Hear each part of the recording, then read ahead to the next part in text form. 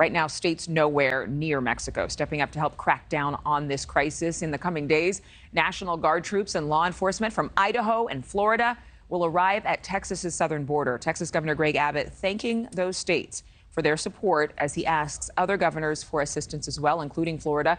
Robert Sherman is live in El Paso for us. Robert, a collaboration may be a sign that everyone cares now, because at one point it seemed as though this was just a border problem.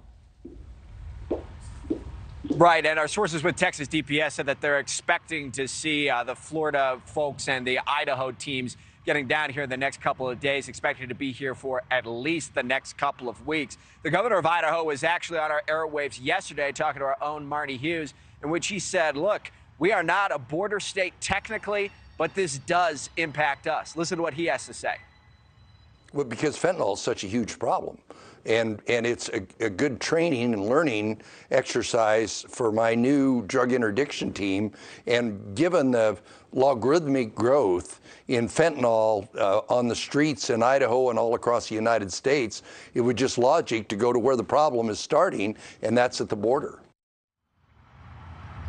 So these troops from Florida and state officials from Idaho will be deployed all along Texas's southern border, including parts of the RGV, Laredo, Del Rio, and Eagle Pass within the coming days and throughout the next few weeks. State of Florida will be sending 800 soldiers, 200 Florida Department of Law Enforcement officers, 101 state troopers, 20 wildlife officers, as well as planes, drones, command vehicles, and boats.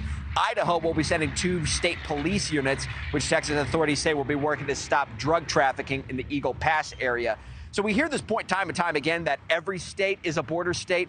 Well, this is Chicago, where we're seeing migrants, again, camping out in police stations. Many of these migrants have nowhere to go, no food or water. Many of them deceived into coming to the United States, promised jobs, resources, and, of course, face a very different reality when they arrive at the U.S.-Mexico border. Experts say that unless something happens at the policy level, we will continue to see these same issues.